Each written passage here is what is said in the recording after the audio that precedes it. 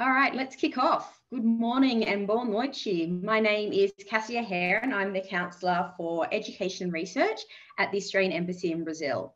I'd like to welcome everyone here to our third Brazil-Australia virtual research collaboration on food security. Before we begin, I'd like to acknowledge Mr. Grant Morrison, Chargé d'Affaires of the Australian Embassy in Brazil, Professor Ogier Delagostin, President of the Brazilian National Council of State Research Agencies, or CONFAP, and Ms. Maricela Baioni, Assistant Resident Representative from the United Nations Development Programme in Brazil. I'd also like to acknowledge our keynote speakers, Professor Phil Brown, Professor Marcia De Guise, and Mr. Jose Luis Chicoma. Our event is going to be held over 2 days. Our first session, which is this one now, we're going to have some brief welcoming remarks and a presentation on research funding arrangements in Brazil and Australia, followed by keynote speakers on food security and a panel discussion. And our second session, which will be held tomorrow, will involve all the participants moving into breakout rooms with an opportunity to meet each other, share your research, and discuss potential new areas of collaboration. And in this spirit, I invite everyone now tonight to introduce themselves in the chat, your name, where you're from, maybe something you're interested in, to start getting those connections going.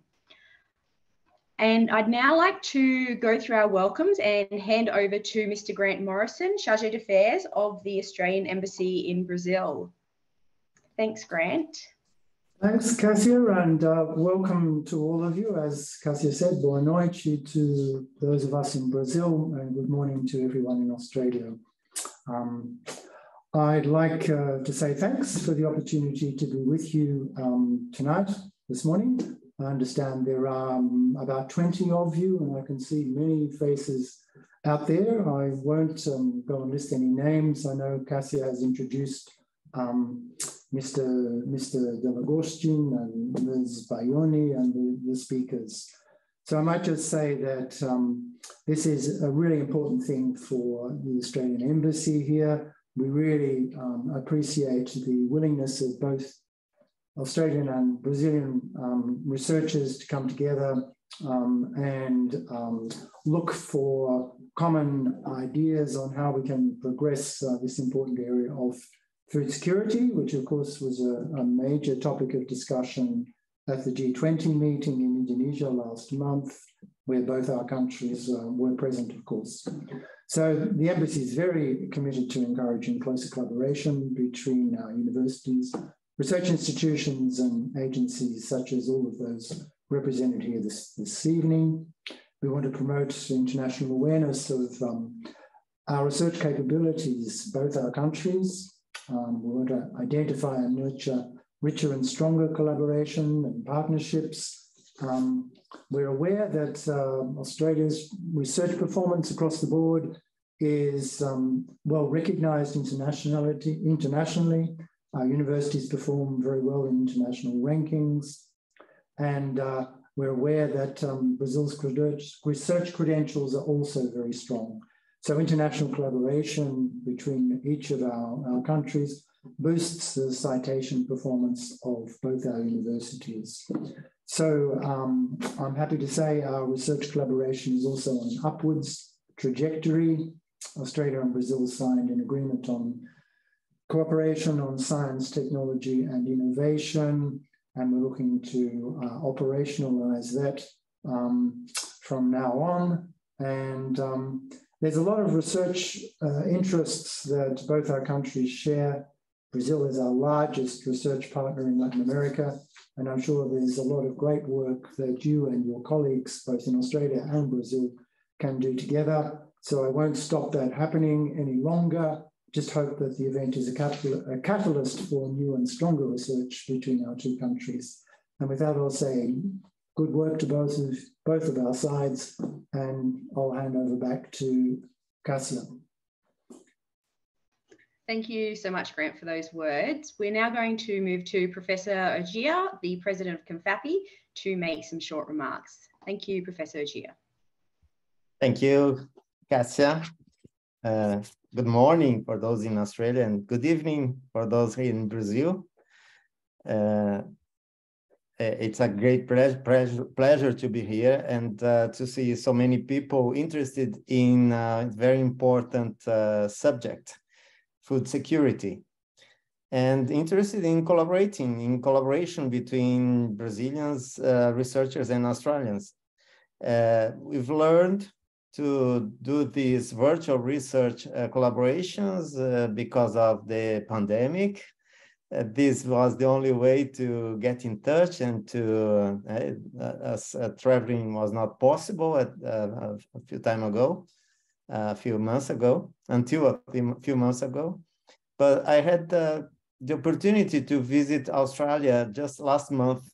CONFAP and TWRA organized a mission to Australia. And I was very happy to get to know Australian universities, researchers, and to see how good Australia is doing in research areas. I have to say that Australia is our 9th most important partner in terms of international collaboration in scholarly output. But in agricultural and biological sciences, we are nowadays producing quite a lot more than Australia. I'm sure that this is an important area. It's an important area that we can... Deixa eu só desativar aqui o webinar, que eu tô aqui num webinar. Okay. Sorry, can we just get everyone to mute their microphones, please? So agricultural, food, environment, food security, and several other similar research areas are very important. And we have many people in Brazil working on these areas. So I'm sure that we can build on collaborations that already exist, and we can start new collaborations. And CONFAP is very happy to be able to tell Brazilian researchers that they can have money to do their part of the projects here in Brazil if they find a partner in Australia that has already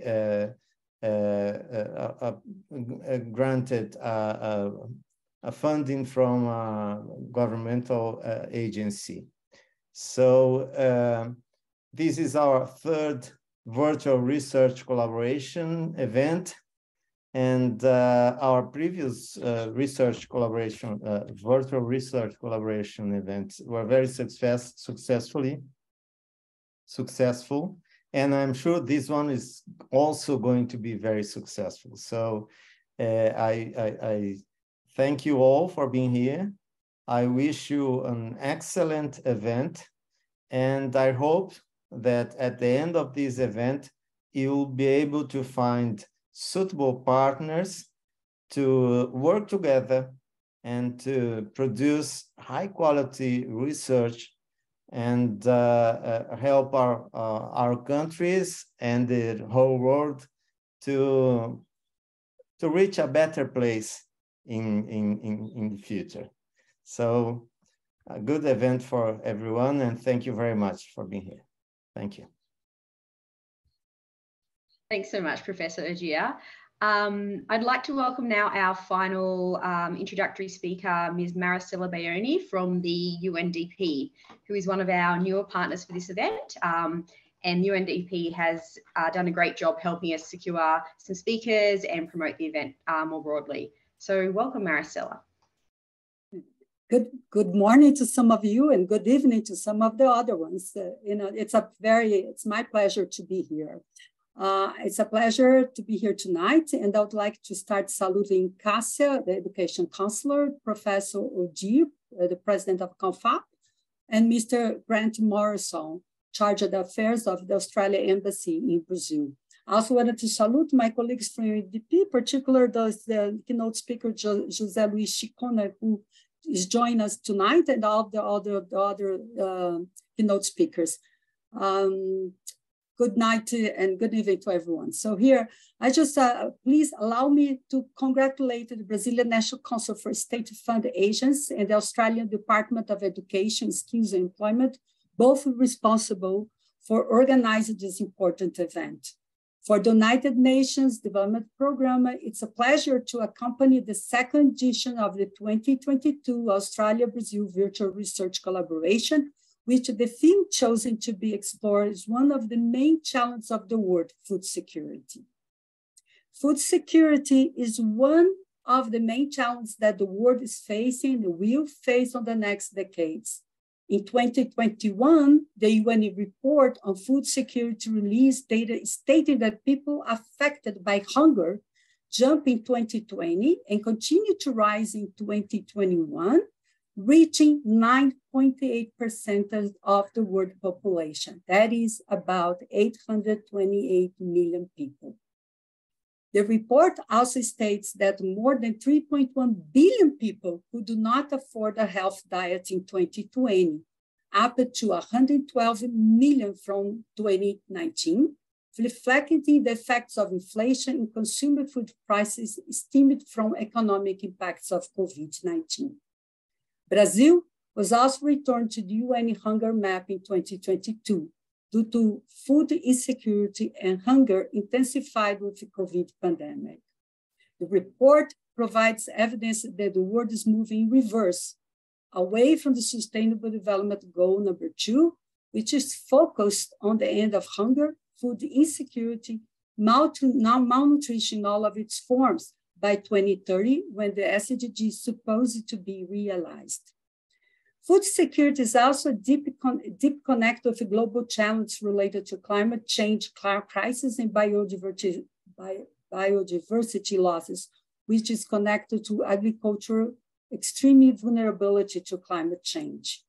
Climate change impacts on food production has been growing, and it's already being felt with increasing temperatures, weather variability, shifting agro-ecosystem boundaries, invasive crops and pests, and more frequent extreme weather events. Climate change is reducing crop yields, the nutrition quality of food, and lower livestock productivity. So our challenge is to zero hunger in a scenario of global rising population in which climate change has reduced global agriculture productivity by 21% since 1961, and will continue to impact our capacity to produce food that will demand around $300 billion until 2030 to achieve a viable transition to sustainable climate resilience food system. Implement a new global paradigm on a climate smart culture is the only way to have an integrated approach between production systems and landscapes that can address this challenge and guarantee that the world can increase productivity, enhance resilience, and reduce emissions. The event today is an important opportunity to promote innovation, the use of technology, and science to improve food production systems. We need to work together. We need the collective action of government, civil society, stakeholders, academia, and the social responsible private sector to generate a resilient food system that can promote trade, livelihoods, and food security while caring for our climate.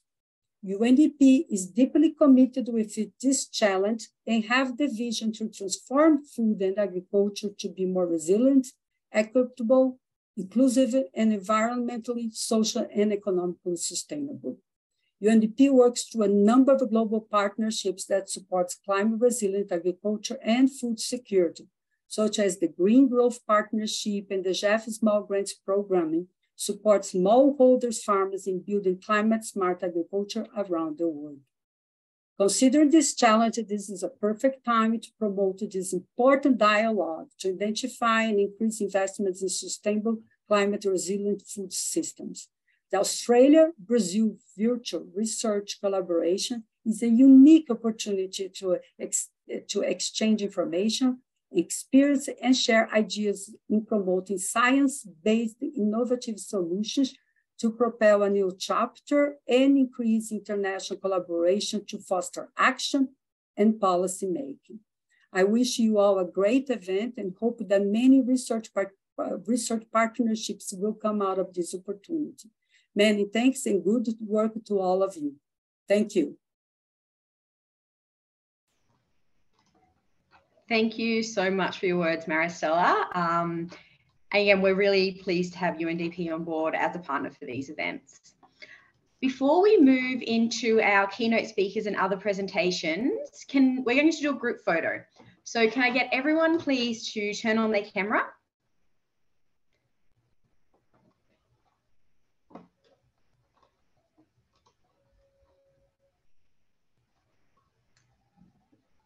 And just everyone to turn their cameras on so we can pull everyone together. Thank you. I'm seeing more faces now.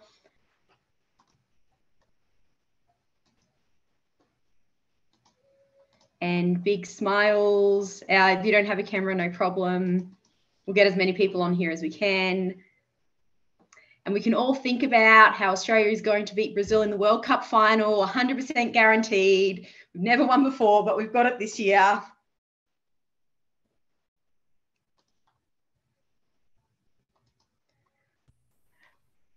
Wonderful. I think that should just about do it. All right, thanks everyone. We're going to move now into a presentation on the funding arrangements under the CONFAP MOU, our partnership, and within Brazil and Australia. So I'm going to welcome Flavia Sakura from CONFAP and Louisa Neves from the Australian Embassy to take us through that.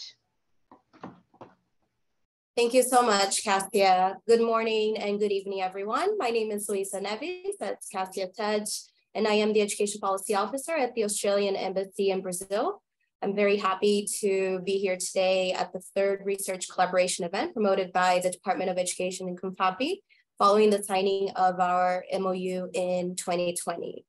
Our partnership with CONFAP and today's event aims to promote greater collaboration and connections between Australian and Brazilian researchers. And this series comes at a really critical time for international cooperation following the pandemic, which is sadly still happening. And our collaborative partnerships have never been more important. I can see that our presentation is on the screen. If we could make it full screen, that would be great. 1 minute, Louisa. The system is kind of slow here. No problems. Hi, I'm Flavia. I'm the international advisor of CONFAP. I'm responsible for the partnership with Australia. I don't think, okay, let me check. It's gonna work. Is it working? We see the title slide, Flavia. If we could go to the second slide, that would be great.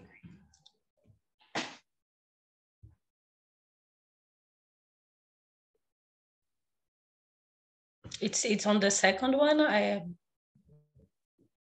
No, it's not, and it's not in presentation mode. Okay, I'm sorry. I'm gonna try again to share.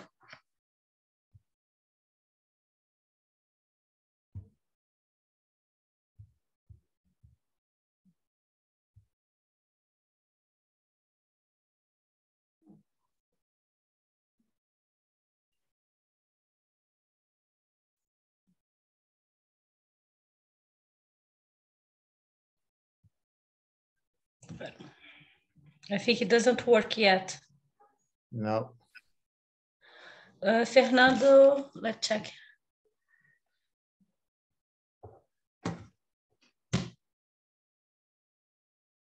Okay, Fernando is helping me now.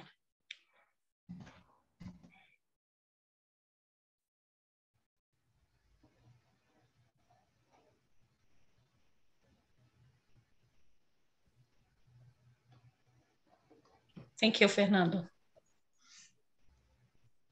Thank you, Flavia and Fernando. So as of 2020, Australian higher education institutions have 135 agreements with Brazilian institutions, with 109 of those agreements encompassing research collaboration. This has grown from 17 research agreements in 2007, which shows that our research relationship has already made a significant progress. Today, our primary areas of collaboration are in the areas of medicine, physics, and astronomy, and agricultural and biological sciences. These fields alone account for over 40% of our joint research publications. Across the same 2016 to 2020 period, when we worked together, our collective citation impact was significantly higher than when we worked individually.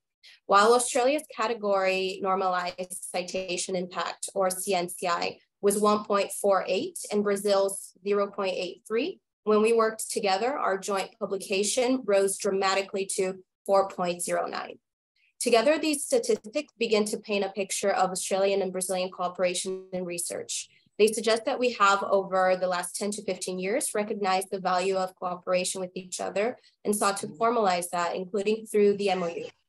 We've recognized that when working together, we collectively have a much greater impact. If we could go to the second slide, please.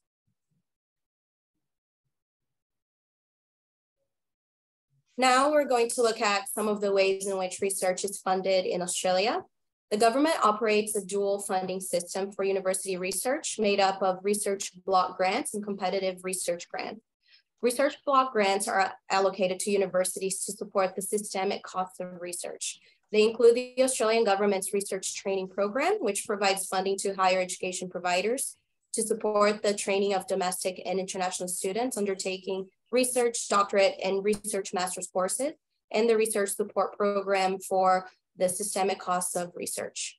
Additionally, the federal government runs numerous nationally competitive research grant programs, including through the Australian Research Council and the National Health and Medical Research Council. Funding from these programs is awarded after a highly competitive grant application process and contains a strong element of peer review from researchers who are considered amongst the foremost experts in their fields. In addition, there are other public sector programs delivered by federal government departments as well as state and territory governments. For example, the Strategic University Reform Fund, which encourages universities to undertake projects in priority areas that also have a strong link to local communities, as well as the National Infrastructure Investment Plan, which provides support for projects that meet Australia's infrastructure needs as identified in the National Infrastructure Roadmap. Another funding source is through the Cooperative Research Centers, or CRC program. This program provides funding for industry to partner with research institutions to solve an industry identified problem and has a both short and long-term focus of up to 10 years. Flavia, over to you. Next, Fernando, please. Now we'll talk briefly about the Brazilian Research Fund. It's divided in federal and state level. Regarding the federal level, the support can be from the Ministry of Education by CAPES and from the Ministry of Science, Technology and Innovation that can support through CNPq, is the National Research Agency, basically research projects from universities and research institutes. Then there is the FINEP, that is the Innovation Agency, and the EMBRAPI, the Industrial Innovation Agency. Regarding the state level, each state in Brazil has one FAP, that is a state fund agency, which CONFAP congregates all of them. The next, Fernando, please. Regarding CONFAP, CONFAP is a non-profit organization that represents all the FAPs. It was established in 2006. Now, all the Brazilian states has one state fund agency, as you can see in the map. CONFAP work has a capillarity because its action acknowledges all the regional difference, and the action can reach researchers from Acre to Rio Grande do Sul, Mato Grosso do Sul to Maranhão. So we are working in a way to work with whole Brazil by this system. CONFAP has national partnership with the federal fund agencies. There is some programs that works in partnership with CAPI, CNPq, FINEP, EMBRAPI. And regarding international partnerships, our partners are in Australia, Belgium, Colombia, European Union, Switzerland, United States, United Kingdom, and others. Please, Fernando.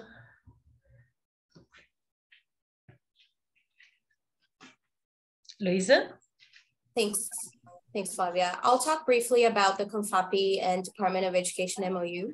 This is the third collaboration event following the signing of our Memorandum of Understanding in December 2020. This MOU is a significant step in the consolidation of a strong and growing international research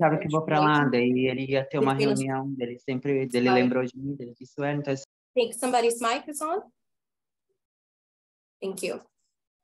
The MOU will further enhance the ability of Australian researchers and universities to undertake joint research with Brazilian partners, providing greater flexibility for the growth of strategic collaborative research projects by increasing access to international research funds.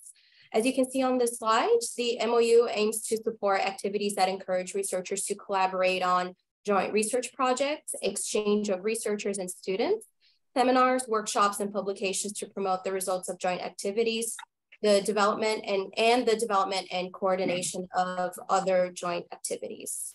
Fernando, if you could move to the next slide, please. Thank you.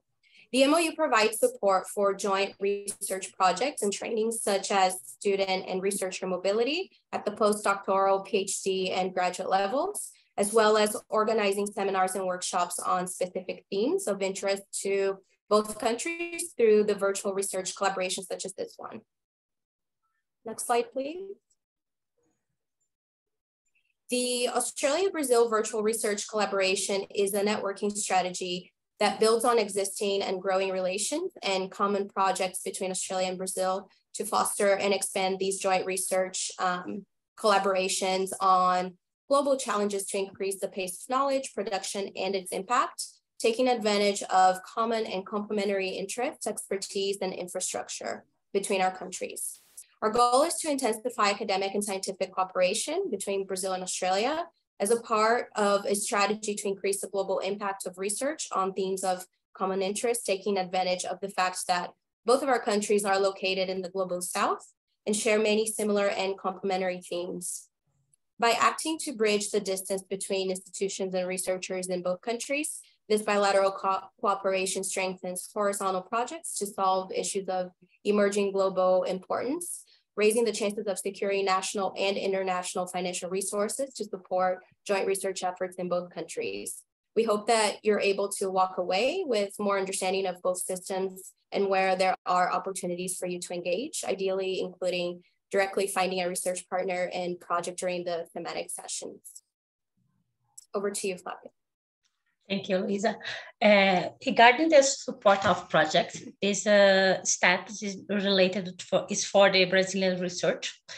The important thing is that first the project has to be approved by one research fund or university recognized by the Department of Education, and then the coordinator of the project has to contact CONFAP, and CONFAP will be responsible to verify if the FAP of the state will support the project and give orientation about the next steps. Please, Fernando, can you move? This homepage are very important one. The one you have information about the research funds that is recognized by the Department of Education. The second one is related the steps for to get the CONFAP support. And if you have any inquiries, that is the email that you can contact to more information. Please, Fernando. As Professor Rodi said, his welcome words, there was a mission to Australia in October. It was organized by CONFAP and the Department of Education. It was held from 17th to 21st with technical visits on 24 and 25th to research centers. These meetings were in Brisbane, Canberra, and Melbourne, and the participants of the mission were representative of CONFAP, FAPES, the Federal University of Rio Grande do Sul, TWRRA.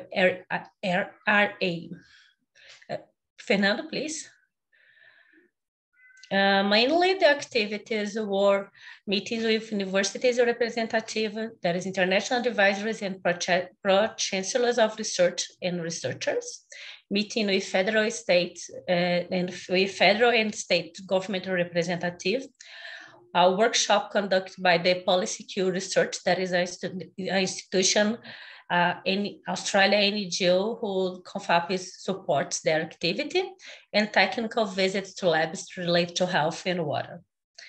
The activities that were developed during these days are related to the further learning about the Australian research and innovation system in federal support in federal level, explanation of the Brazilian research and innovation support, identification of common research areas to be stimulated by both countries, advertising the joint support between CONFAP and the Department of Education, straining ongoing partnership and fostering new ones, and networking with federal and state level. Please, thank you very much. If you have any inquiry about the activities regarding this partnership, you can contact us in the email that is showing. This presentation will also be available on the events homepage. Thank you so much, Flavia and Louisa, for that presentation. I put it in the chat, but just to let you know, we're also having a more in-depth masterclass, we're calling it, on research funding arrangements between Australia and Brazil next week. And I put that link in the chat if you wanted to join that. It's now my great pleasure to invite our first keynote speaker, Jose Luis Chicoma. Mr. Chicoma is a senior advisor to the UNDP, where he oversees designing food systems resilience strategy. He was formerly the Minister of Production in Peru. And so over to you, Jose Luis. Thank you very much, Cassia, and thank you for inviting me to participate in this very important conference. This is crucial in this current global context where we're facing this terrible global food crisis. So the work that we all can do to address the sustainability and healthiness of our global food systems is more relevant than ever, especially when you are bringing together important researchers and key stakeholders from two countries that are very important food producers. I will talk with you about the UNDP's upcoming food systems resilience strategy that we are currently designing and that will guide the work that our agency does globally to promote sustainable food systems. This strategy considers that UNDP has a broad development mandate. It works on the 17 sustainable development goals, so in different areas, covering a full range of issues that are directly related with structural problems of our food systems, and of course to the complex solutions that we need to fix our broken food systems. I will also talk with you from my own experience. All my life I've worked on public policies for sustainable development and food systems. As Cassia mentioned, I was recently Minister of Production in Peru, overseeing several key areas on Peruvian food systems, including one of the most important fisheries in the world, as well as food processing and the transformation and food commercialization. And even though I'm not an academic, I'm teaching currently a class on global food systems in Peruvian universities. So I sometimes feel myself like a bridge between the practical public policy work and the academic work. And I enjoy my time trying to understand how we can put knowledge to practice, research and ideas into public policies and programs. So, like I mentioned, food systems conversations are key right now. When the whole world is facing another perfect storm, it is again the result of a combination of crises, the Ukraine crisis, COVID-19 disruptions on global food supply chains, and also the slow and uneven recovery process from that pandemic-related recession. Also climate shocks, including the droughts and heat waves that are hitting various regions in the world, from the Horn of Africa to China, and also energy price shocks, which are adding fuel to the fire with global inflation, which is affecting food and fertilizers prices all over the world. And this is the fourth global food crisis in just 15 years. It's clear that we are very vulnerable to such a food crisis. The next perfect storm, it's fair to assume that is lurking right around the corner. And if we maintain the status quo of our global food systems, we can expect to live with the threat of more hunger and suffering on a permanent basis. And the cruel paradox is that even before this crisis, more than 800 million were suffering from hunger, while at the same time we produce enough food for more than 10 billion people. In fact, our global food systems are full of these cruel paradoxes. Many countries in Africa are right now experiencing the worst food crisis in years because of their high dependence on imported wheat, while at the same time, native crops like sorghum and millet have been underutilized there for decades.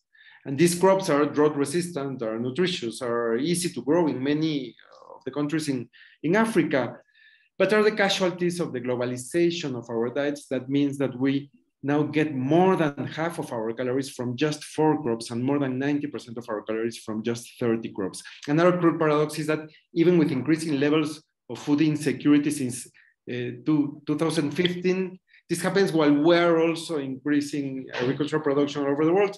And many mega diverse countries also represent food paradoxes. I live in Mexico. I'm having this call from there.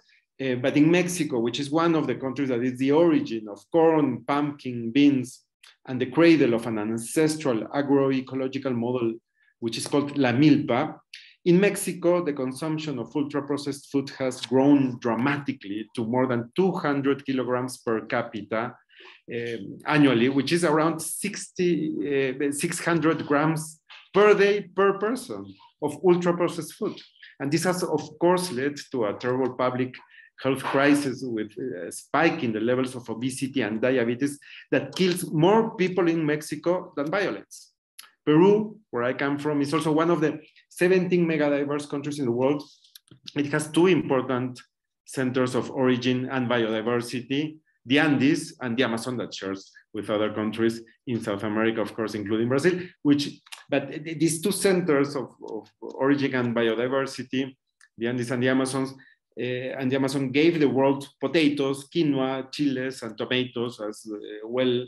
It has one of the richest oceans on the planet. However, in Peru, we are teetering on the brink of a food crisis that appears likely to be among the most severe in Latin America. Even before the current crisis, around half of the population was already facing food insecurity.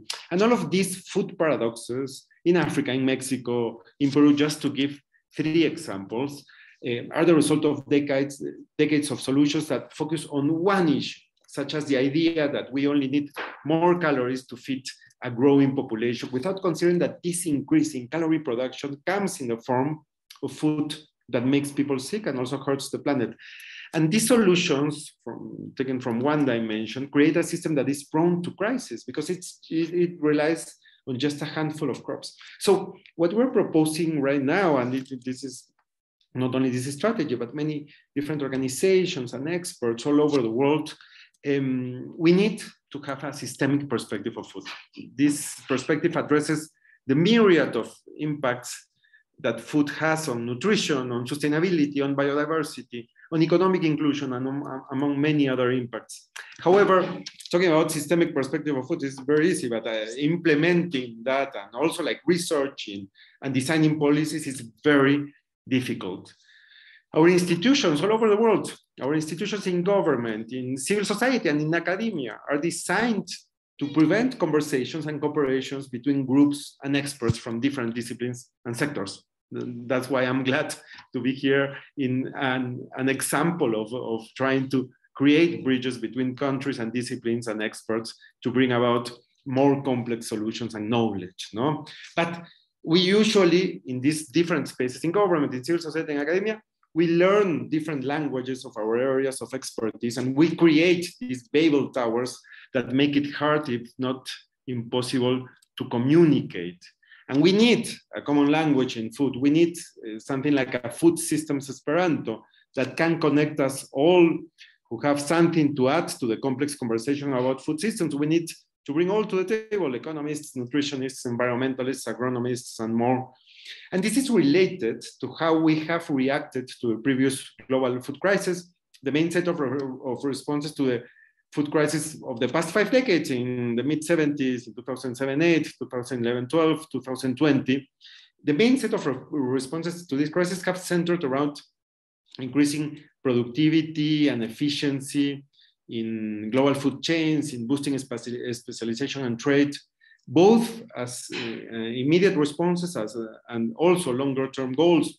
And of course, this approach is not complete because it doesn't address various structural and systemic factors that have made food systems vulnerable to repeated crises. And we need to change that mindset so that we don't continue to exclusively prioritize increasing production, which is important, of course, but also we need to give their due importance to the environment, to nutrition, to inclusive economic growth, and more. And otherwise, if we don't address all these other impacts, we're going to always be vulnerable to global crises that make millions of people suffer hunger with long-term consequences in their lives and in their prospects of to progress, to develop, if they manage to survive, actually.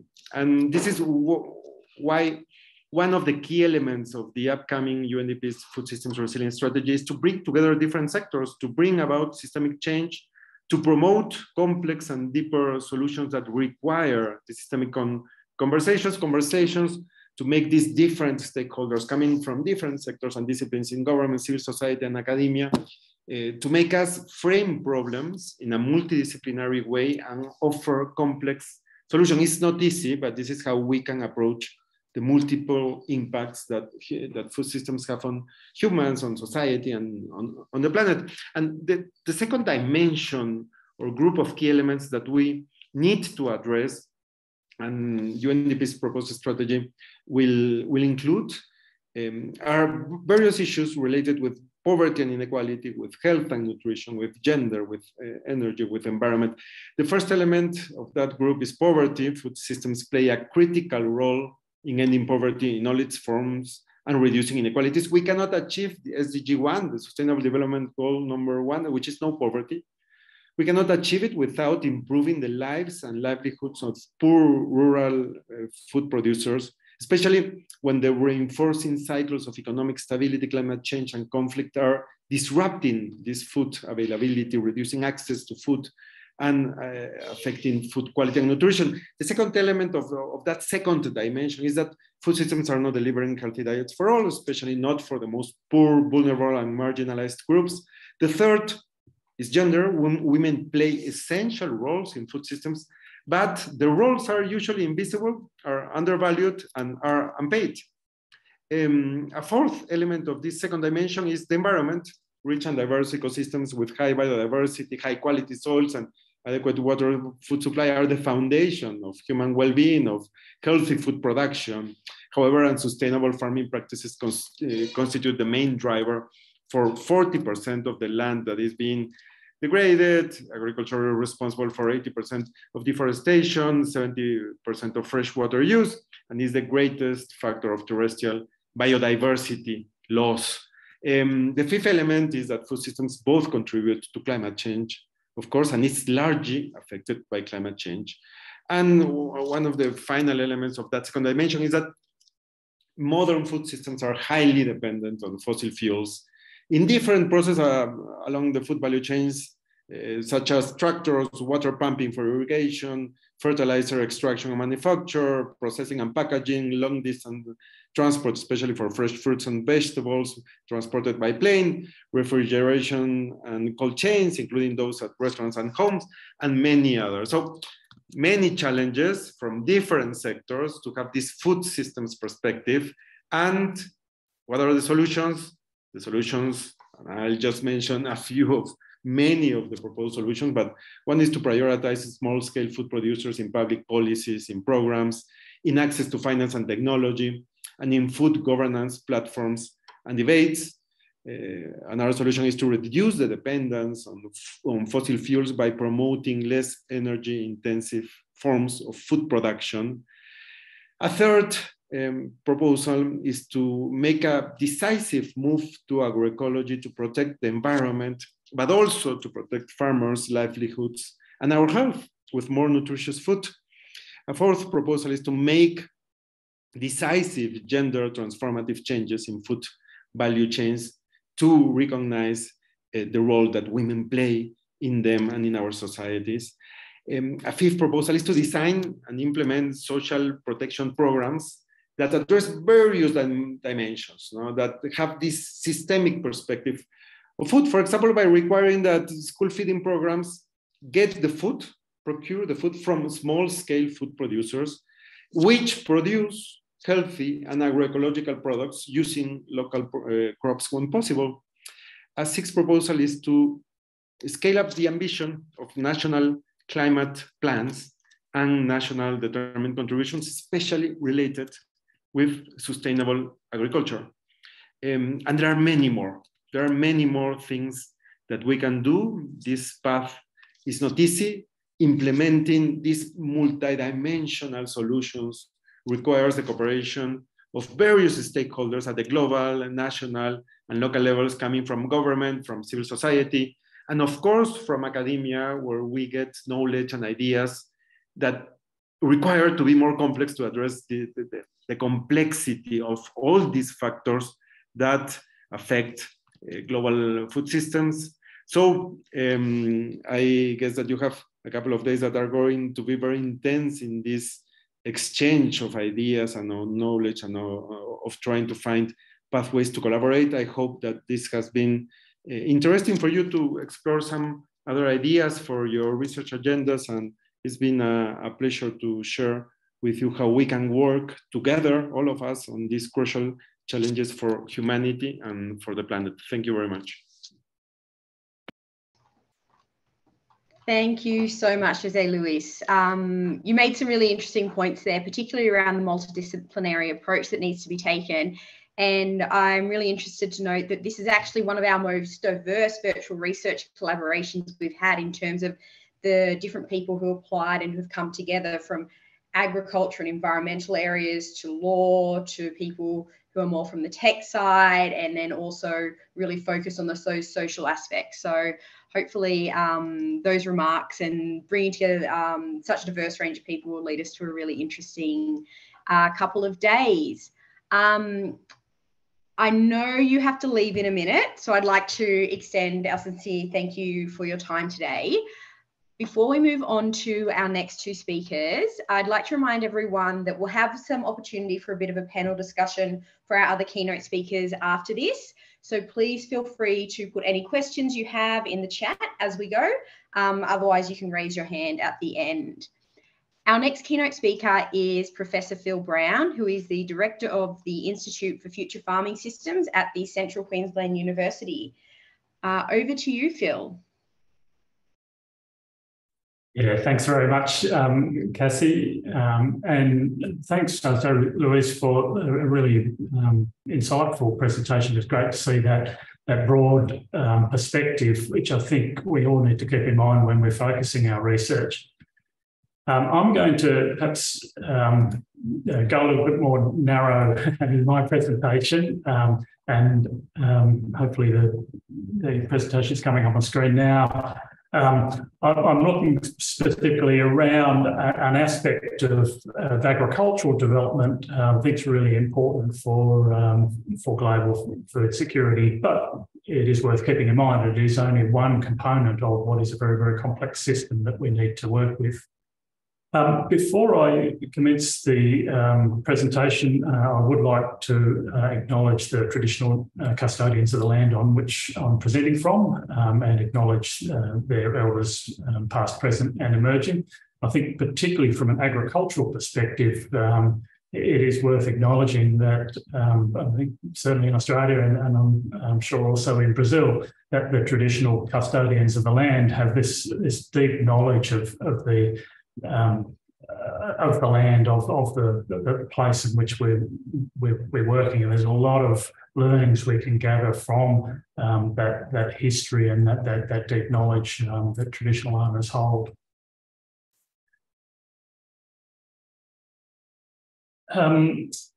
Cassie's introduced me, but that's a little bit more depth. I guess I'm a farmer at heart. I grew up on a farm. There's a picture of me and my brothers and my father on the family farm. It also probably gives away my age, given that the clearly occupational health and safety on farms was not a really big issue when my brothers and I were growing up. Farming life must have been a little bit too hard for me because I moved away from being a farmer to being an agricultural researcher. So my career has been in research and teaching in the academic system in Australia for the last 30 years, leading to my current position as Director of Seeking University's Institute for Future Farming Systems, where we have a staff 60 or so researchers, technicians and postgraduate students working on smart farming systems, essentially. So what I'd like to talk about in my presentation today is around agricultural production and research in Australia and Brazil, and then really focusing in on ag tech and the potential for smart farming or digital agricultural systems to transform agriculture. Just a couple of examples from the work that's happening in my university. To begin with, I guess one of the reasons that the collaboration between Australia and Brazil sort of makes a lot of sense is we are similar sized countries, Southern Hemisphere location, large countries covering a diverse range of climatic zones and therefore agricultural production systems. There's a big difference in population between our two countries. Both countries also are very agriculturally intensive. We have large areas of land being used for agriculture, and also both countries are really strong exporters of agricultural produce. So from a food security perspective, not only do we need to be looking at agricultural systems in our countries in order to supply domestic population, but the opportunity for our countries to be or to make a contribution globally through export of food to other parts of the world. If you look through the list of all of our agricultural production areas, there's a big range of overlap. An obvious one is in beef production, where both our countries are really strong performers in global beef exports, but also grain and pulse crops, and sugarcane, cotton, tropical crops, and the list goes on. And as I say, Louise just went through, we share these global challenges with climate change, with energy costs, with biodiversity loss and so on. So our agricultural sectors are really important parts of our economy, but it's also really important that we look at those sectors and undertake research that will help them to position to be more sustainable for the future. From a research perspective, and Ajir, I have to acknowledge I've stolen your slides here. Just looking at the strengths in research in our two countries, you can see that agricultural and biological sciences is an area where both countries are particularly strong in our research outputs. So this is proportion of publications, so nearly 10% in Australia and over 18% in Brazil, being in that agricultural and biological sciences area. And if you drill into that a little bit more, looking at those publications, we're both in the top 10 globally in terms of the number of publications, the citable publications that are published in agricultural and biological sciences. As you can see, Brazil's a little ahead of Australia. From an Australian perspective, I guess it's nice to see that the citations per paper are a little higher in Australia. So we've got that really good mix of volume and quality of agricultural research coming from our two countries. So where does ag tech fit into this mix? As someone who's spent my entire career in agriculture, I think there's really been a more exciting time to be involved in agriculture because of the emergence of new digital technologies, new automation technologies, new data science methodologies, which have the potential to really disrupt and transform the way we're undertaking agriculture. You can see from a global perspective, again, Brazil and Australia are right up near the top of the list globally in terms of investment into ag tech, and a large number of ag tech startups emerging in both countries. And I would hazard a guess there's also a similar trend towards research being undertaken that supports that ag tech development in both countries. Where ag tech has real potential to add value to agricultural systems, firstly through providing tools to improve productivity. And we know that with global population increasing and food security being a really significant issue, we've got to look at our global agricultural systems and figure out how to produce more food with less inputs and without damaging the resources that we require for production. So tools that allow us to operate at a finer temporal and spatial scale for managing our production systems gives us an opportunity to increase our productivity, to make more efficient use of the inputs, and particularly from an Australian perspective, also labour as one of those inputs, because labour availability is becoming a really challenging point for our industry. Sustainability is a critical part of agricultural production systems now, and markets are certainly reflecting that in their expectations that our agricultural systems will deliver agricultural product, but in a way that's not damaging to the environment or doesn't fit with the social expectations of our communities.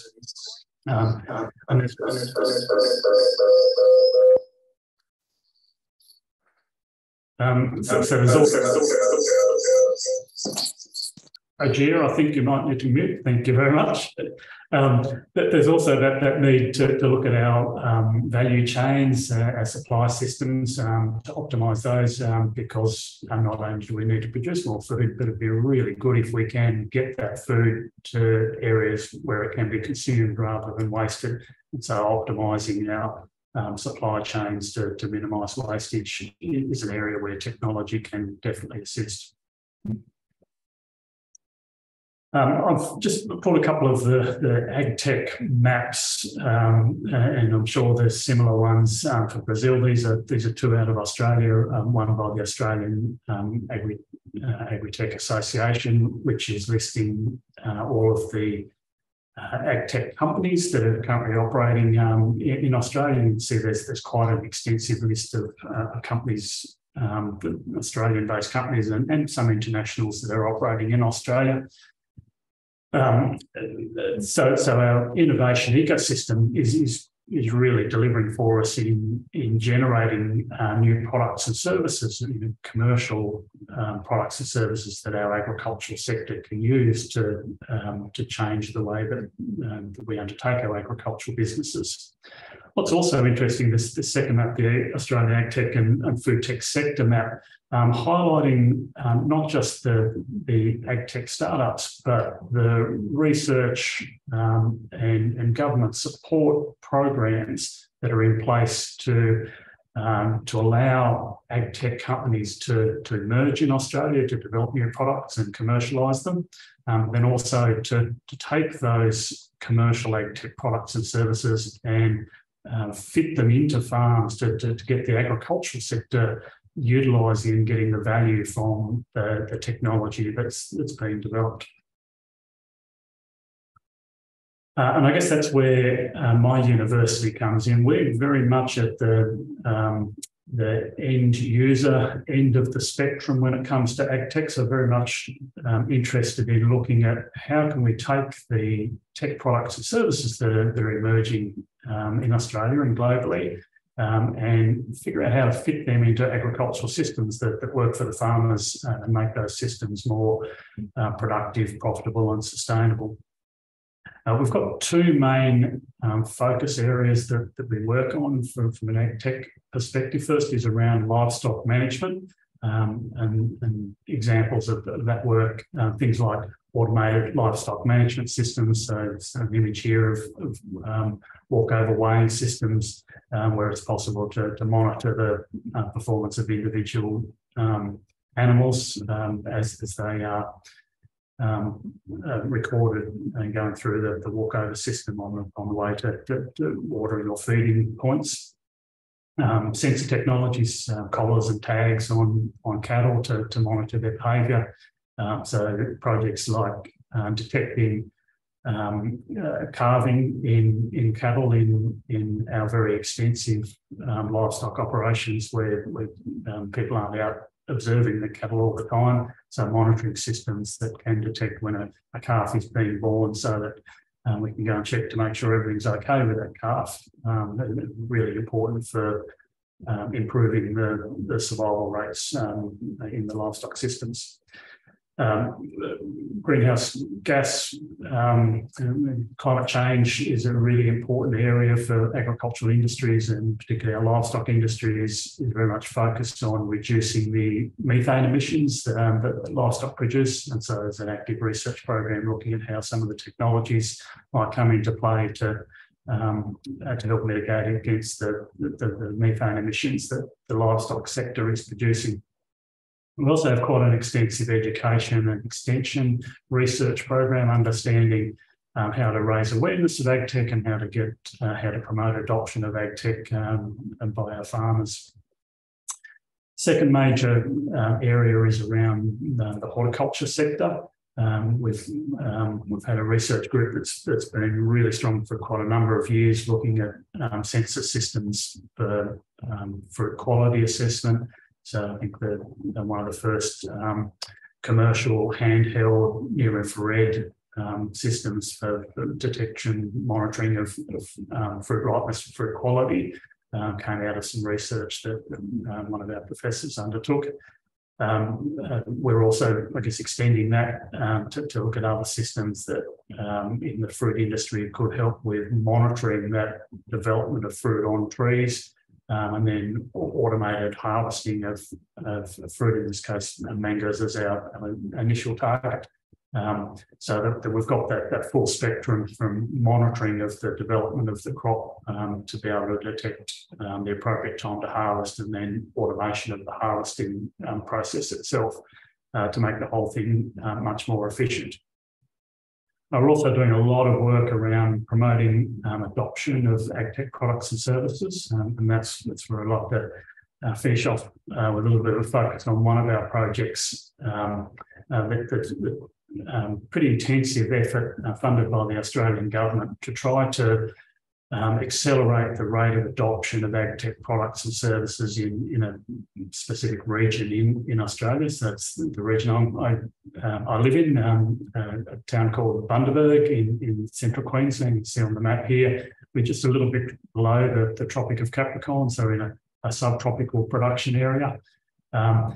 Our region's a really important horticultural production region with around 20 or 25 very significant horticultural crops, so big diversity of large-scale production with year-round production from a lot of those crops because of the climate. It's also a really lovely place to live. So from an agtech perspective, it's great for attracting agtech companies to come and engage with our industry. Because it's got a livability component to the region that makes it easy for those countries to engage with our industry. Our project has very much been around addressing the needs of growers. I think there's a lot of work on agtech that focuses on the products, and we're looking at how we could push the product into farming systems. We've sort of flipped that around and saying, what do farmers really need? What are their pain points? when we can identify those areas, what sort of technologies would be appropriate to help those farmers to reduce the pain points. With the funding that we've received, we're able to run a very large number of on-farm trials of commercial ag tech products and services to give the farmers the opportunity to assess whether the technology is a good fit for their farming system or not. To give you just one example of that style of on-farm trialling, this is one section of a large macadamia nut farm. We've chosen this particular block for some intensive trialling because we've got a range, I think 7 different macadamia varieties within the block. You can see a little bit of diversity within the site in terms of surrounding vegetation and waterways, and even a bit of variability in soil type. So this site, we've looked at a range of different ag tech products. First one here is Green Atlas, and I believe this particular technology is also now active in South America. It's basically a high definition camera and LiDAR system on a vehicle that can be driven through an orchard, and it can map out various characteristics of the orchard. So for that particular site I've just shown you, this is a map of tree height that's detected by the technology. This is really important for the growers because they need to manage their tree height, so they've got to send pruning teams into their orchard every year. And so maps of tree height like this can assist them in optimising their allocation of staff to regions that need the pruning work. Another opportunity that came from using image analysis from the data collected by the system was to identify mistletoe, which is a parasitic plant that severely affects the trees. And so one run through to get tree height, we're also able to detect where the mistletoe was infecting the trees. You can see it very much follows variety lines, so some varieties of macadamia are more susceptible to mistletoe than others, but there are also some edge effects there. And again, that helps us to send crews of staff through to prune the mistletoe in the areas where infestations are largest. Another one that we helped the guys to develop was using the system to count the number of nuts on the trees so that we had an estimation of harvest of yield, and that was really important for helping to direct the harvesting operations to areas where we knew that the yield was going to be high, so we could collect the nuts from those areas in a timely fashion to reduce the risk of decreased quality. Another technology over the same site, aeropotics, which is using satellite and drone-based imagery to detect various parameters of the trees. This was a transpiration rate from the trees following some different irrigation events, so we can get an idea of irrigation efficiency and likely areas where our irrigation system needed to be improved. We can zoom into individual trees and using various reflectance indices, assess things like tree health. So the different colours here are indicating different health status of individual trees and blocks of trees. But the technology also allows us to detect how many trees are in the orchard and tree spacings, detect where there's gaps and that sort of thing. A range of other technologies I won't go into detail on. Automation, so using a ground-based robot rig for slashing between the trees, removing labour from the operation.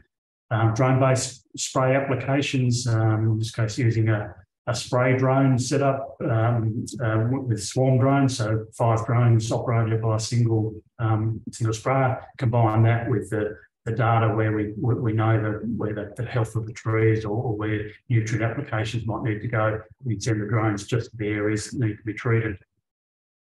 Connectivity on farms is a major issue in our area. So Zedify, a company from New South Wales, has done a brilliant job of setting up technology that provides accessibility, connectivity to the grower anywhere on the farm. Another one that we're just starting to trial on the site is BioScout, which traps fungal spores and can identify those fungal spores. So it gives you an estimation of the disease pathogen load that's present in your orchard at any time. It's automated, so you can collect your data on your phone wherever you are.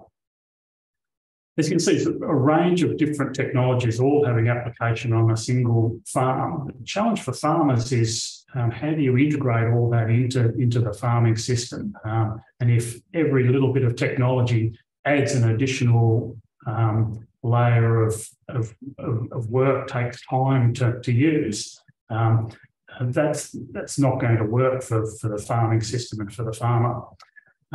Perhaps just to reinforce that, go back to the original idea of the pain points for the growers. And when we surveyed 100 or so growers in the district, what was coming through very clearly from those growers was the key issues were around managing workforce, the lack of time they have to spend on anything, doing anything really well. The requirements to comply with the regulatory systems, the lack of predictability in finances, and then the range of crop management challenges that all farmers face. So in implementing a range of trials on farm, what we're able to see is that the growers, when they could see the technology and have that on-farm validation, were in a much better position then to decide whether that technology was going to fit into their operations. We needed to look at which of the technologies was compatible with other technologies and with existing farming systems. So the idea of clustering of technologies on farms. As a researcher, I think what's really, really nice to see is that farmers really appreciate impartial data collection. So I think there's a real opportunity for the research community to have a strong role in supporting farmers in the adoption of tech by being able to provide that impartial research that they can trust. And then the final point is the opportunity for significant farming transformations to take place as we have large numbers of technologies coming in. So it won't just be adding new layers to existing farming system. It'll be the whole way we do farming is going to be able to be changed when we have a range of new tools available to us. So to conclude, we are all facing the same global challenges, the need for increased food production, reducing emissions, reducing our impact on natural environments, ensuring that we've got equitable food distribution, so addressing food security challenges. I think Australia and Brazil are really well placed to play a significant part in this challenge globally because we've got similarities in our size and focus in our agricultural systems. We've got a diversity of agricultural systems and production environments across our two countries, which means from an ag-tech research perspective, it gives us that greater range of systems that we can be examining the opportunities of ag-tech across. And I think technology that is applicable across a wide range of systems is more likely to find application globally and make an impact. We've got really strong innovation systems and investment going into ag-tech, so it's a really good space to be involved in from a research perspective as that technology flows through into commercial operations on farms. So that really does open up, I think, an excellent collaborative research opportunity across all areas of ag-tech development, the use of ag-tech on farms, and I think in the future, this idea of farming system transformation, the redesigning of farming, utilising the new tools and approaches that ag-tech is going to deliver. And that's where I'll finish off. Thank you very much for your time. Back to you, Cassia. Thanks so much for that, Phil. Really interesting presentation. I'm going to move quickly on to our final keynote speaker.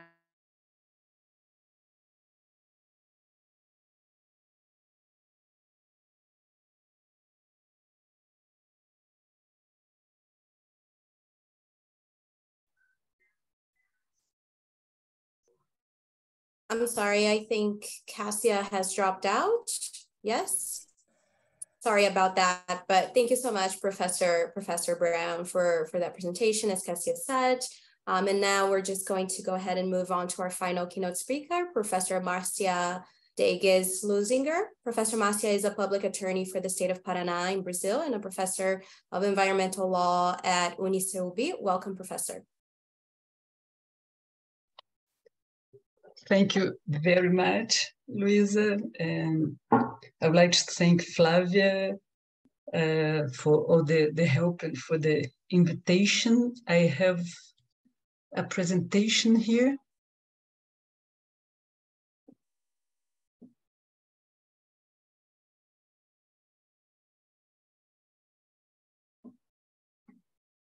I think you can see that. And first, I would like to apologize. I'm suffering with a long COVID, what they call traumatic post-viral syndrome, and it affects the memory, it affects the capability of concentration, and really affects the skills of speaking a foreign language. So it's very strange. Sometimes I feel like I'm back to English school because it's quite hard. So I apologize if I have any difficulties here for speaking English. But anyway, I guess Professor Philip has already showed the Brazil map, and that's for our Australian friends. This is a South America map with Brazil map inside. We are a huge country, just as Australia. We are the 5th biggest country in the world. Australia is the 6th. So we have continental dimensions. And Brazil has a huge population too. We have 230 million people, so it's very difficult to manage. We have 6 different biomes here in Brazil and 2 tropical forests, 2 different tropical forests. So we have the Amazon forest, that's the light green here. It's a huge forest. It's more than 50% of all the Brazilian territory. And we have a coastal tropical forest that now it's only 14% of it left. The rest was cleared. And that's due to the Brazilian colonization that began on the shore. And so we had sugarcane, and then we had coffee, and then we had mining, and all of those activities since the 15th century, they have affected hardly on our Atlantic forest. And we have also wetlands that's called Pantanal. It's a very small biome, but very biodiverse. A semi-arid, we don't have any deserts here, but a semi-arid biome that's called Caatinga at the northeast of Brazil. We have Cerrado, that's kind of a savanna in the center of Brazil. And at the very south, we have grasslands that's called Pampas. So Brazil is a very diverse country with many different biomes, with a huge biodiversity, but that's being affected seriously by agribusiness, especially soybeans and cattle. You can see here our Amazon forest that's been discussed by the world now at COP27.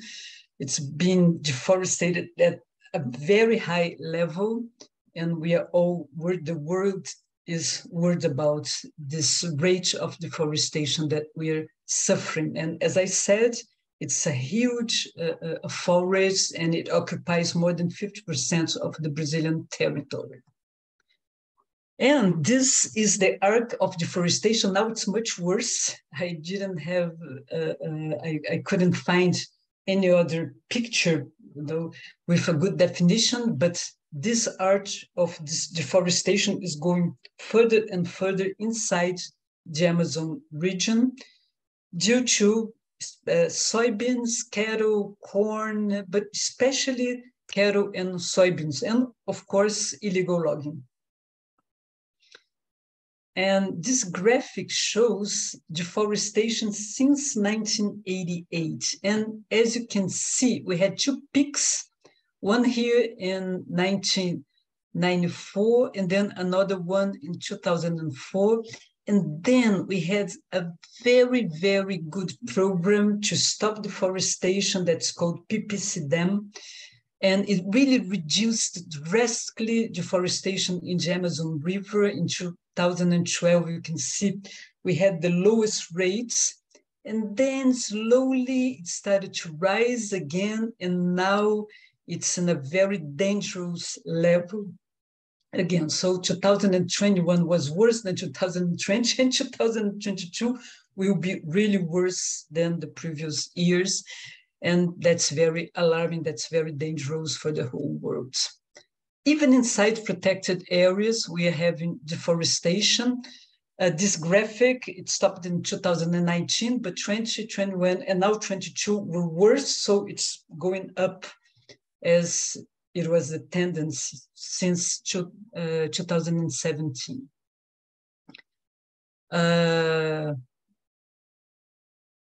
Okay. And now you can see what was, this is the same area that's a satellite photograph, and the same area in 1988, that's Amazon region, and now in 2018, now it's even worse for sure. So you can see what cattle and especially soybeans can do to a tropical forest area like Amazon region. And those photos, I think, are very sad, but that's what's happening now in many different spots in the Amazon forest. You see the lands already cleared, and those cleared areas, they are more and more often going inside the very heart of the forest. So, we have in Brazil a very strong and modern legislation that governs deforestation, agriculture, a very modern environmental and agricultural legislation. But the problem is, first, enforcement or lack of enforcement. And second, lack of political will. So we don't see our government, especially our president for the last 4 years that he's living now, but we didn't see any will to change that. And that's a problem. We saw the present administration saying that what we need is to develop our economy, especially after the crisis of COVID. And so there are not words about illegal logging, about people, trying to illegally get the property of land inside the Amazon region, and it's mostly formed with public land, but it's been invaded and nothing has been done for the last 4 years. And the problem in destroying the Amazon rainforest is that it affects the whole planet, not only Brazil. It affects because of climate change. Tropical forests are very important to try, to avoid the effects of climate change. It's very important for biodiversity. Tropical forests are the most biodiverse areas in the world, and it's very important for the production of fresh water. The World Bank has some data about the Amazon region, and we can see that it contains 40% of the world's remaining tropical forests, 25% of the world's terrestrial biodiversity, more species of fish than any other river system on the planet, and it produces 20% of the world's fresh water.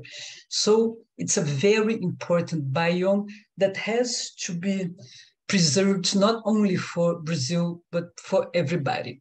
And unfortunately, according to Greenpeace, the rate of deforestation in the Amazon region grew by 30% between 2018 and 2020. And as we know, 2021 and 22 were even worse.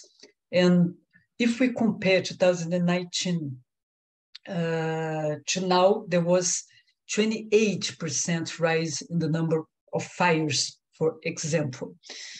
And there are many states that form the Amazon region, but Pará and Mato Grosso are the champions on deforestation. They have a very strong agricultural and cattle production, and so they're the leaders in deforestation. And since 1988, a total of 152,000 square kilometers of forest has been cleared in Pará, and almost that in Mato Grosso, and that's approximately the size of Germany. What's very scary. And why is agriculture so strong here in Brazil? Because 1/3 of Brazil's workforce is employed by agriculture and livestock, and agribusiness accounted for 43% of Brazilian exports in 2021. So it's very important for Brazilian economy. And despite Brazil's GDP fell to 2013 levels in 2020 because of our economic crisis in 15, 16, and especially because of COVID-19, agribusiness continued to grow. So we had COVID, we had economic crisis, but agribusiness continued to grow. And that's why all our presidents pay so much attention to agribusiness. And of course, they have to, it's really necessary.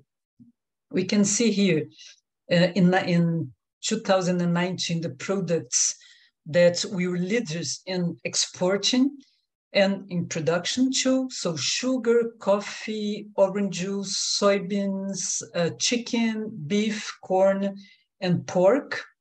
And so those here, we're the first exporters for sugar, coffee, orange juice, soybeans, and third for corn, and fourth for pork. And now in 2020, we're the major exporters for soybeans, coffee, orange juice, sugar, chicken, and beef. And that's the world share of those, of the exports of those products. In 2021, we produced 138.9 million tons of soybeans. It's a lot. And we think that this number will rise to 140 million at the end of this year. And it means just one thing, more deforestation. Several new sections of forests were cut last year and this year to be transformed into pasture and into monocultures.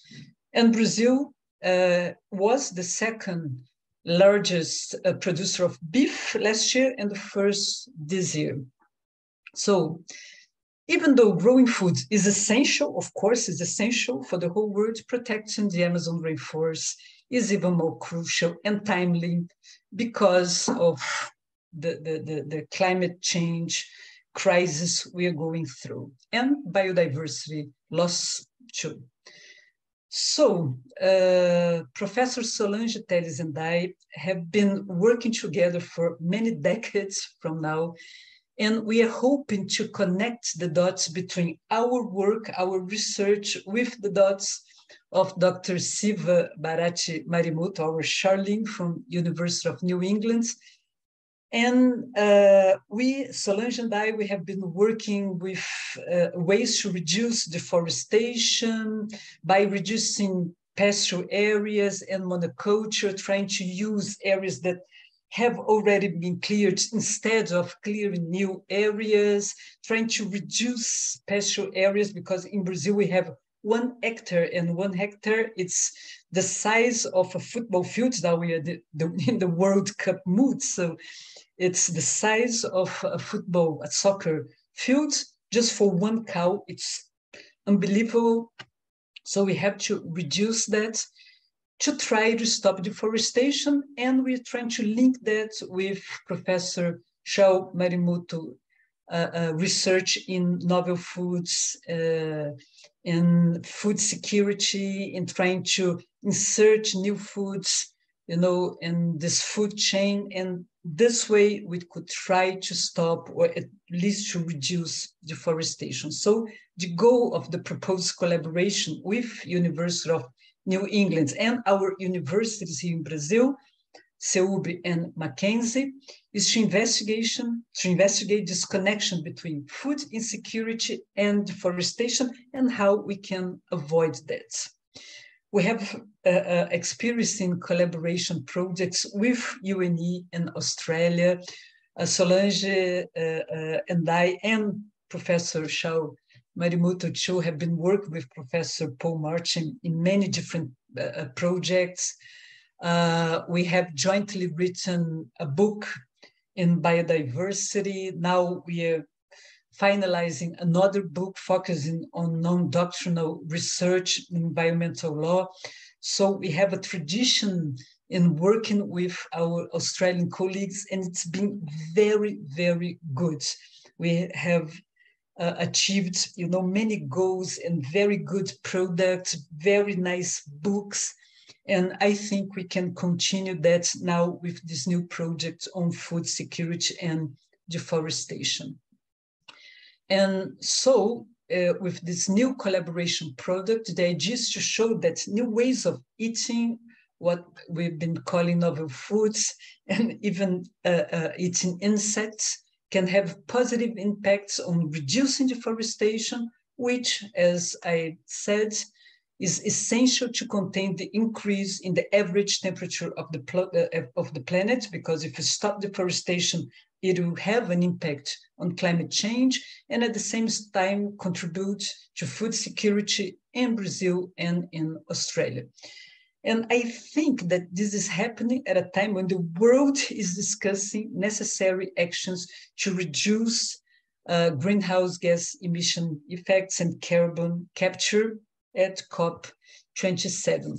So we have to aim on small farmers, using less pesticides, prefer to use lands that have already been cleared, prefer processes that require less water, less energy. So all that together can lead, to more eco-friendly ways of producing food. And we have to stop thinking only about monoculture. They're very bad for soil, for water, for biodiversity. Try to focus, on multi-cultures at the same area that will help, and we don't need so much pesticides. So all that has to be really thought about, especially now when we have such a huge and dangerous crisis as climate change.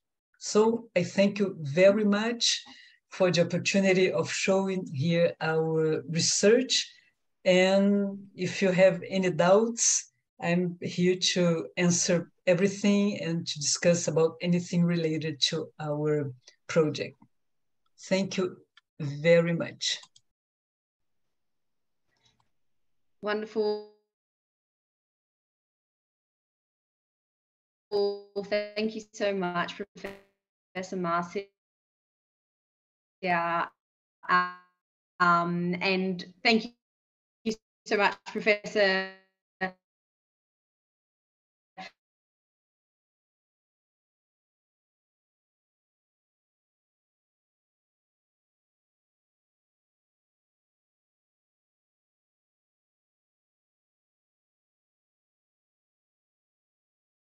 I'm sorry, I just wanted to ask again, is anybody having problems hearing?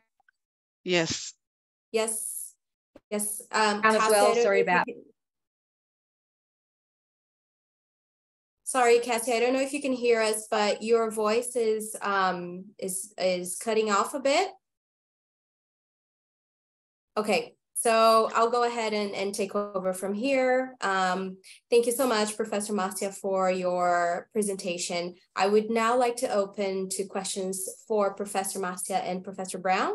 So feel free to raise your hand if you want to go ahead and ask your question directly, or you can put it in the chat, and we'll be happy to take your questions over as well.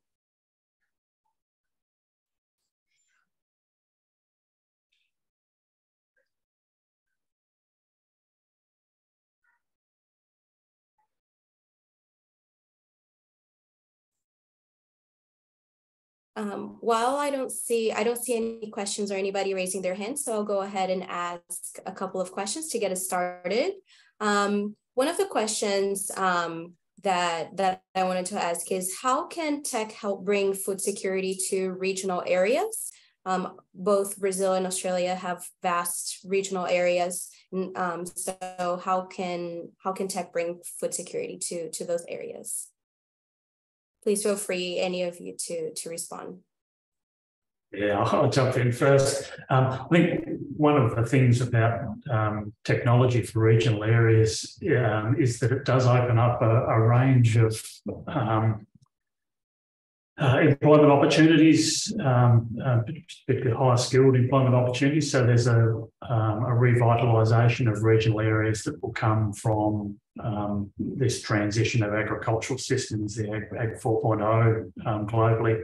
How that contributes to food security, and I guess it all comes down to the opportunity for our agricultural systems to produce more for less using technologies, and I think that feeds into what Professor Marcia is talking about as well. Our systems need to be better at producing food without requiring this expansion in land area and expansion in input use.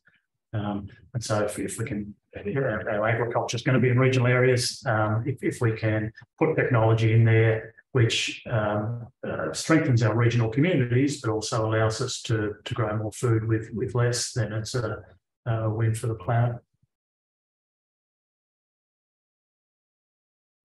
Yes, and I think that we could use like drones, to apply for pesticides. That's much more rational than just, throwing pesticides from an airplane, and that affects, not only the whole area that has the plantation, but also, adjacent areas that sometimes even protected areas. So using drones, for example, is a high technology instrument that can help. But also, I think we have to pay attention in traditional technologies, used by traditional populations. Sometimes we forget about them, but indigenous populations and traditional populations in Brazil, they're not only indigenous, they have a different way or a different technology to produce food that we might learn from them. They destroy, much less than we do. So sometimes I think that we should pay more attention to that. And Professor Solange and I have been working also with traditional populations for many years from now, and it's very important. And I think the same happens in Australia with the Aboriginal populations, and they have so much knowledge of the area, and of biodiversity, that I think that would help. Thank you so much for that, Professor Marcia and Philip. I don't see anybody else raising their hands. And I don't see any questions in the chat. Oh, I see. Serena Killam, please. Thanks for those wonderful presentations. I realize we're over time, I think, and so maybe this is for discussion tomorrow, but I'd really like to hear about social innovation and social aspects of food security, because whilst ag tech is one aspect of food security, we know that it's often social and socioeconomic political reasons that affects food security. And in Australia, we currently don't collect data on the number of people that are food insecure. And whilst we have very big export crops, we also have many people experiencing food insecurity in urban and regional areas. So from a social perspective, it's much more complex than ag tech solutions. And so I'd really like to hear more about Charles and Messias and Solange's collaboration and what you're doing. And also just thinking how other regional, like Charles from a regional rural university, so am I. So obviously and I can see that Philip's also from Central Queensland. So I think there's a huge potential here on the regional rural universities linkages and the social innovation aspect that I'd love to explore more tomorrow if possible. I think that's a really good point, Serena, and every time when we sort of do that reductionist approach and looking at changes in systems, we don't hit the mark because there are unintended consequences. So we always got to lift our eyes to look at the entire system, the complexity of it, and to be aware of the impacts of any changes, not just on the bit that we're focused on, but more broadly the whole system. And that does open up a whole range of really interesting collaborative research opportunities. Yes, in Brazil, now we have 33 million people suffering of hunger. We had left, this hunger map, and now we are back into it again.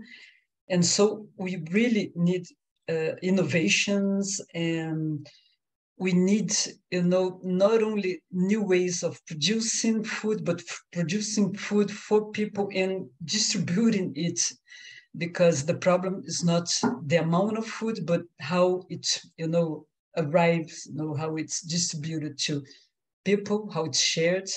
And so we really have to rethink how we are doing that all over the world. Most of our soybeans, they are exported and they'll go to China. And so they are not planted here to go to Brazilians or to stop hunger here. And we have to discuss this kind of problems.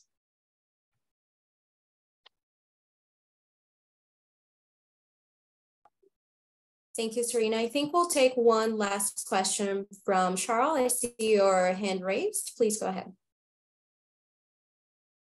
Hi, can you all hear me? Yes. Okay. I have a question for Professor Brown. I know you mentioned several challenges and difficulties. My question is, how receptive are farmers to these new innovative practices? And how do you have them trained for this? I know we can run courses and we can train the young ones who come in and learn from us, because UNE also has got smart farming. But how do you approach, or how do you connect with the ones who are already there? Because one of the things that I notice is that a lot of farmers are in that age category 60 onwards, and not many new ones are coming into that field.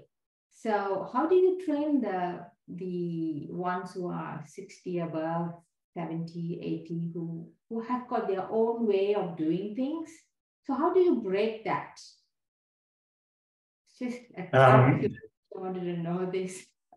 Yeah, there's no simple answer to that, and that's it. You know, it isn't purely an age thing. You know, some old people are still able to learn new tricks, but yeah, you're right. For any diffusion of innovations in systems, it's finding the appropriate contact points where there's an appetite for changing systems. And farmers, I think, listen more to other farmers than they do to researchers and government departments and so on. So there's a lot of value in working well with influential farmers that are open to innovation, and when they start to do something different, other farmers will be talking to them, looking over the fence, and the diffusion spreads that way. But that's the challenge, is it's how to accelerate that process. And I think there's a lot of really interesting social research that can be undertaken, given the range of new information sources and communication technologies that we use every day now, how they can be better harnessed to promote that diffusion of innovation in the agricultural sector. Thank you so much for that. And with that, I think we'll start wrapping up, noting that we are a bit over time. So thank you everyone for your participation tonight. Thank you so much for the questions as well. I hope it sparked some ideas for you that you can take into the breakout rooms tomorrow, and we'll see you then. Thank you.